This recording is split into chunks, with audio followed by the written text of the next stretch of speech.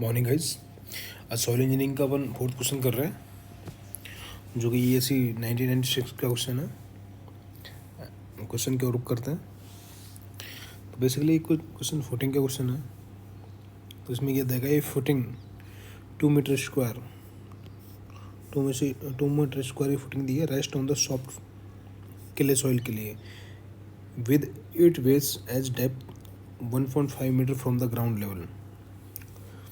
मतलब इसकी बेस है ना फुटिंग का, जो 1.5 मीटर बिलो है फ्रॉम ग्राउंड लेवल से, ग्राउंड सरफेस से। The clay stratum is 3.5 metre thickness. Total clay की जो स्ट्रेटम है ना, जो 3.5 मीटर है, 3.5, and is underline by the film sand stratum. The clay soil liquid limit दे रखी है 30% एंड स्पेसिफिक ग्रेविटी दे रखी है G 2.7, वाटर कंटेंट दे रखा है 40% एंड कोहिजन दे रखा है 0.5 kg पर सेंटीमीटर स्क्वायर। ठीक है, एंड ये क्या दे रखा है, 5 दे रखा है 0। It is note as the clay stratum is normally NC soil है, normally considered. Compute the settlement of wood that wood if the load intensity equal to say bearing capacity of soil were allowed to act on the footing. Natural water table is quite close the ground surface. मैं ground surface पे है natural water content for given condition bearing capacity n, capacity factor n दे रखा है 6.9, takes factor of safety लेना है 3, assume load spared, मतलब इतने इतने स्लोप में लेना है अपन को, 2 वर्टिकल लेना है, 1 हॉरिजॉन्टल लेना है, जो लोड स्प्रेड हो रहा है जो। ठीक है, तो अपन फर्स्ट ऑफ ऑल क्या करेंगे, डायग्राम बना लेते हैं एक। तो ये कोई फुटिंग है,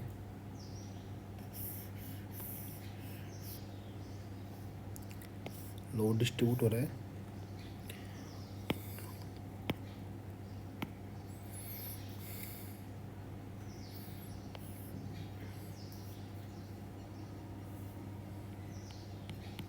ये वाटर है, 1.5 मीटर है इसका बेस फुटिंग का।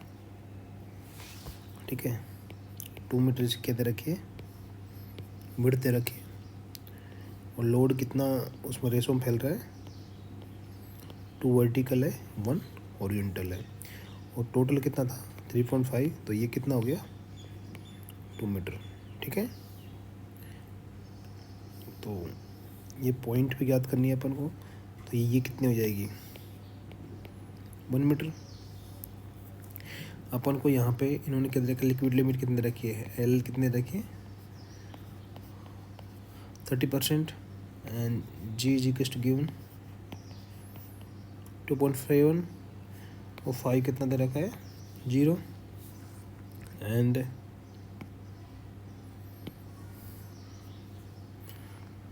वाटर कंटेंट कितने रखा है 40%, कोहिजन दे रखा है 0.5 kg पर सेंटीमीटर स्क्वायर, NC की वैल्यू दे रखी है 6.9। ठीक है, अपन को इस पॉइंट पे क्या करना है।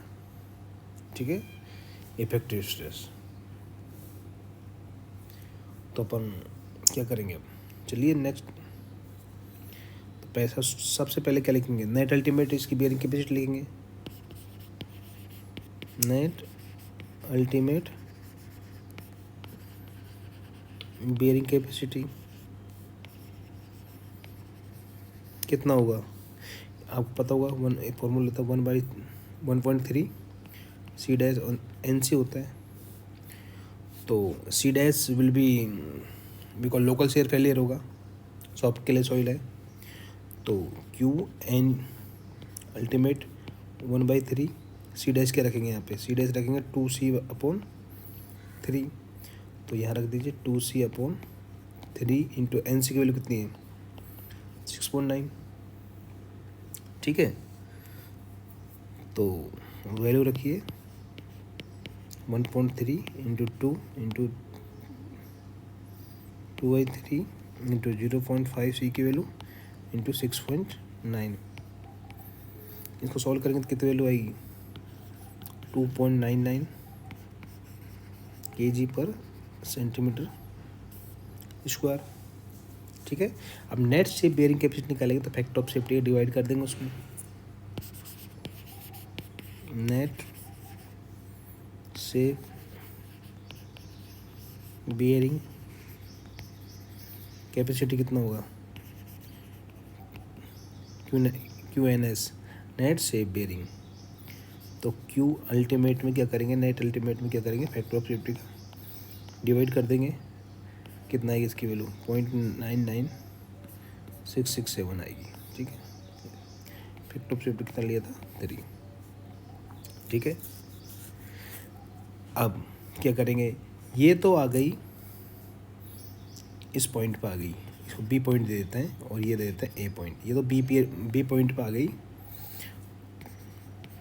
Sigma B is equal to कितना आएगा? 0.9967 kg सेंटीमीटर स्क्वायर आ गया। ठीक है, अब सिग्मा ए पे निकालने के लिए क्या करेंगे अपन?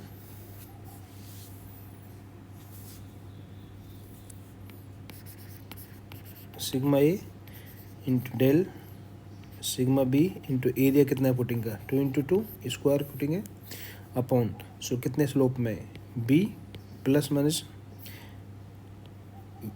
अपॉन एन स्क्वायर का होल स्क्वायर। तो ये आ जाएगी 0.4429 kg पर सेंटीमीटर स्क्वायर। ये आ गई पॉइंट ए पर। ठीक है, अपन क्या करेंगे अब? जो इनिशियल इफेक्टिव स्ट्रेस है ना, एट ए पॉइंट पे कैसे निकालेंगे? इनिशियल इफेक्टिव स्ट्रेस जिसमें अपन प्योर वाटर कंटेंट घटा देंगे। तो इसके लिए क्या हो जाएगी? सिग्मा ए के लिए सिग्मा ए कितनी आएगी? 1.5 प्लस यहाँ पे निकालेंगे तो +1 और हो जाएगा। 1.5 में +1 कितना होगा? 2.5 हो जाएगा। तो गामा सबमर्ज इंटू 2.5 मीटर था, इसको सेंटीमीटर चेंज कर लेंगे। ठीक है, अब यहाँ पे इसकी वैल्यू अननोन है तो इसको पहले फाइंड आउट करेंगे। क्या फॉर्मूला था? G-1 इंटू वाटर अपन 1 प्लस ई नोट की वैल्यू अपन को पता नहीं है, तो ई नोट की वैल्यू कैसे निकालेंगे? ES बराबर WG। तो ई नोट की वैल्यू कितनी आएगी? फुली सबमर्ज है। एस का वैल्यू इजिकल कितनी आएगी? 1 आएगी यहाँ पे। तो इसकी वैल्यू लिखेंगे तो 0.4 इंटू 2.7 आ जाएगी, इजिकल टू कितना आएगा?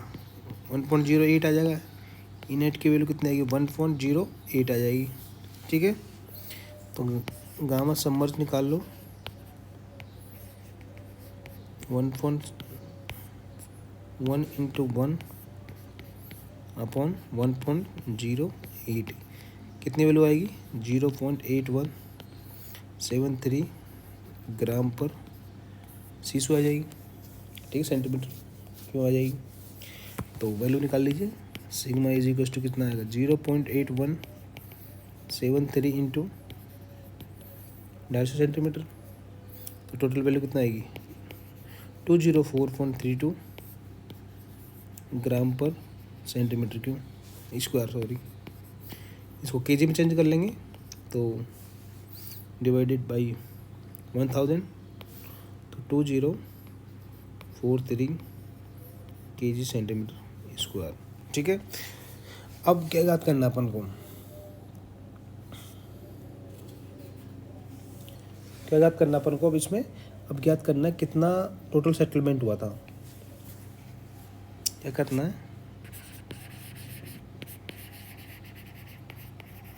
सेटलमेंट ज्ञात करने के लिए क्या करेंगे? फॉर्मूला जानते हैं, del H upon H is equal to del E upon initial voltage of E naught. तो एच की वैल्यू कितनी दे रखी है? 2 मीटर दे रखी है पहले।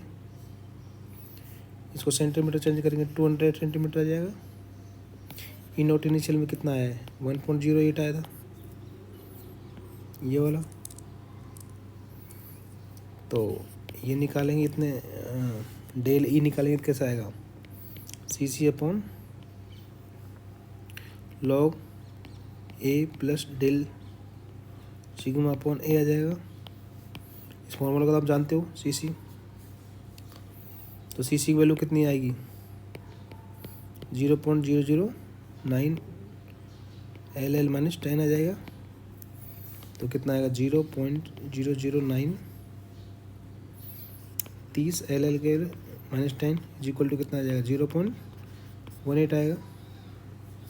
तो डेल एच की वैल्यू यहाँ रख लीजिए, upon 200 is equal to del E की वैल्यू कितनी आएगी, 0.18। तो इसके आगे सी सी की value upon 1 + 1.08 into log 0.2043 plus del sigma की वैल्यू कितनी आएगी, 0.44 अपॉन 0.2043। तो इसको सॉल्व करेंगे तो डेल एच की वैल्यू कितनी आएगी, डेल एच की वैल्यू आएगी 1.66 सेंटीमीटर। ठीक है, तो ये अपना क्वेश्चन हो गया। क्वेश्चन इम्पोर्टेंट क्वेश्चन है ये, इसी क्वेश्चन के लिए, तो क्वेश्चन को याद रखना। इसको सबसे पहले अपन क्या करेंगे, इसमें वैल्यू दी है तो उसको क्लिथोइल दिया तो उसके लिए लोकल शेल फेलियर लगा देंगे, फॉर्मूला ये होता है। फिर यहाँ से क्यू एन एस निकाल लेंगे, फिर डेल सिग्मा पी निकाल लेंगे, डेल सिग्मा बी के बाद में क्या आएगा, डेल सिग्मा ए निकाल लेंगे, यहाँ से सिग्मा ए की वैल्यू निकाल लेंगे सबमर्ज कंडीशन में, तो ऐसा रो सबमर्ज निकाल लेंगे। उसके बाद में यहाँ से सिग्मा ई की वैल्यू निकाल लेंगे, टोटल सेटलमेंट लगाने के लिए फॉर्मूला होगा। ठीक है, तो thank you watching this video and subscribe my channel.